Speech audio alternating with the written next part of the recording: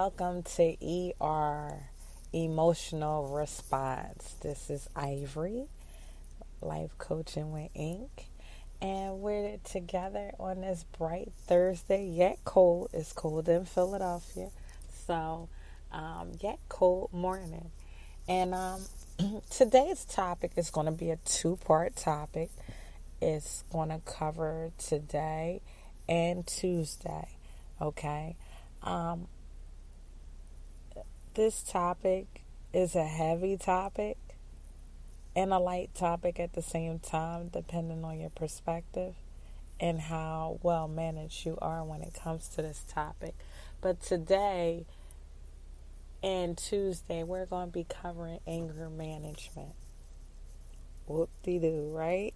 One of my favorite movies is Anger Management with Jack Nicholson. And it's just a hilarious movie because anger is something that we all have and we all relate to. And probably most of our funniest moments in life is involving anger and misunderstanding. Because at times when we're angry, people misunderstand us. They don't totally hear the message we're trying to convey to the world and to them. And it becomes the most funniest moments of all time because it brings out things in people and it puts in things in people, whether it's dispositions.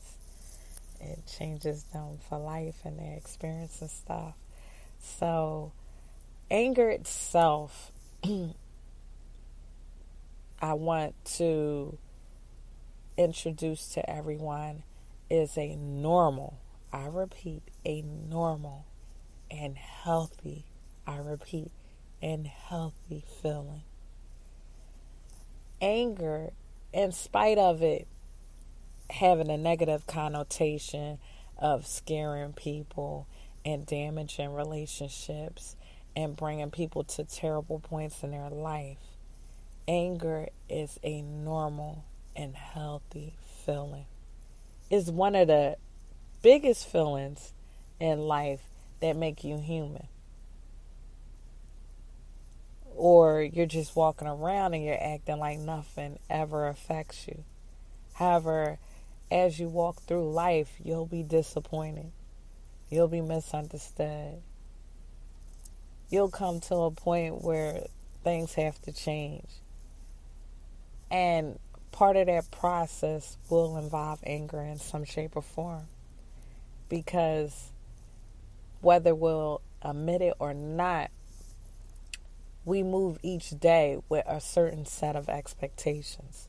And when them expectations are not met, we feel some type of way. Plain and simple. If we get up in the morning and our spouse is laying next to us or our significant other is laying next to us and we want them to embrace us with a kiss, we'll get disappointed. And then we'll walk in the next room and see them kissing our kid. And then we get a little irritated and mad because we like, they had the ability to kiss, but they just didn't kiss me. So a misexpectation will cause anger. So I want to introduce it to y'all to know that it's normal and it's healthy. And it's actually one of our greatest driving forces. It really is. So when we look at anger and we take that negative connotation on it, then we're able to manage it a lot more. A lot more. So in this part, Thursday, I'll be covering the whole concept of anger. And then on Tuesday, I'll be covering the management of it. So there are three main causes that bring people to the point of anger. Number one is our desire and goal or expectation of having something or wanting a person or thing by by a certain time or a certain experience and it not being met. Whenever there's a missed expectation or there's a missed desire, there's a possibility that anger can occur. Number 2, we feel threatened. Anger will arise when we feel threatened in some shape or form, just as a defense mechanism, just to gather some sense of control while we're going through a threatened situation. And number 3, when we're trying to hide other emotions. I tell everybody, under the feeling of anger, in some shape or form, is the feeling of hurt. And when you realize that, you kind of tone down the intensity of anger and you look at the source. I'm hurt because X, Y, and Z didn't happen. I'm hurt because X, Y, and Z did happen. I'm hurt because my personal space was violated, so I feel threatened.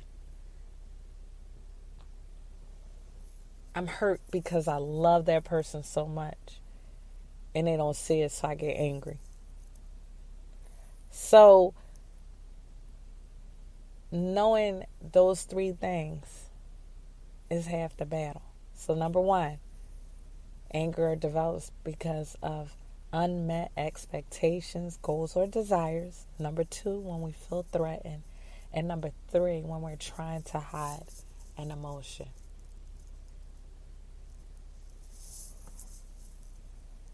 And the thing about anger is,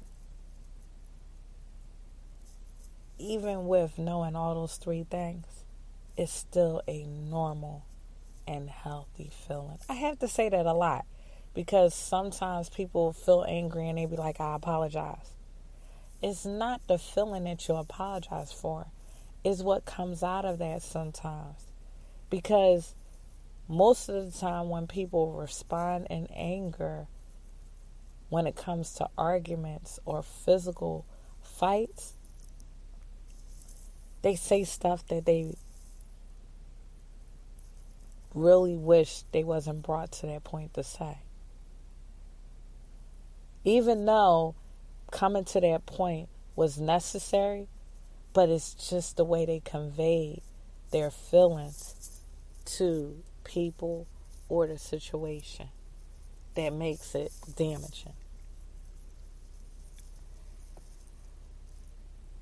However, when you look at anger can make you focus more. And the reason why I say that is when the intensity of anger arises, it becomes so uncomfortable that you want to think positive. You want to cling to the positive. Even if it results in something negative, you still don't want to remain in that negative feeling. You want to come to the positive. Okay, now I'm hurt. If my voice is raised and I sound irritated and I'm expressing that I'm angry, now I'm hurt. So that thought alone is a positive thought and a rewarding thought. And so anger can make you focus more on rewards. Surprisingly, because of that, anger can cause you to be more optimistic. Because if you're brought to a certain point, you'll realize that, oh, okay, if it got this bad, it's going to get good. Or if I was brought to this point, it got to get right. Or if I go this far left, something got to turn it to the right. So it tends to make you more optimistic. And surprisingly, it also boosts your creativity. So I'm listing all of the things that can come out of anger that make it normal and healthy. It can make you optimistic. It can make you boost creativity. And it can make you try to embrace the positive a lot quicker than being at a neutral state. But anger is necessary. Sometimes we won't get angry until certain buttons are pushed. But once we at that point of anger, then something that needed to be done a long time ago will be done. Because now we got to the point. Now people recognize, okay, this person is human. They are affected by something. You walk with another level of assertiveness when you get angry because you don't want to feel this point anymore. And so you have to convey to people X, Y, and Z just so they know that your mindset is for certain things to happen. And when they don't happen, you get angry. And to not bring you to that point, X, Y, and Z has to happen. So as you listening to this, and you might have to listen to it a second or a third time, I want you to think mainly on my message that it's normal and healthy to feel angry. It's normal and healthy. Anger gets you to the point that you get sick and tired of being sick and tired. So now everything is wrong and the odds are against you.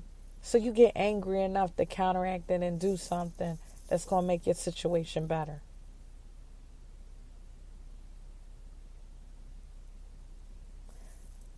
But part 2 will share why management is necessary. Because the way you convey your anger and your delivery and how you're interpreted is very vital. Very vital. Because sometimes you can get so agitated that people will hear more anger than your message. So they'll hear your cuss words. They'll hear your slander. They'll hear everything else except the possible pain underneath. The missed expectation underneath. The defeated thoughts underneath. 80% of the time, when it comes to showing your hurt, most people convey their anger because they don't want to feel vulnerable. They don't want to feel open. So that's why anger becomes a normal and healthy feeling. Because now it's like, oh, this must have hurt her. This must have disappointed him. And when you think about anger now, you'll see it as normal and healthy, and you'll see the positive components that come out of it. So this concludes part 1 on anger management. I just wanted to talk about the dynamics of anger, the connotations on anger, what it stemmed from, the underlying emotions. In part 2, we'll be talking about the management of it. Because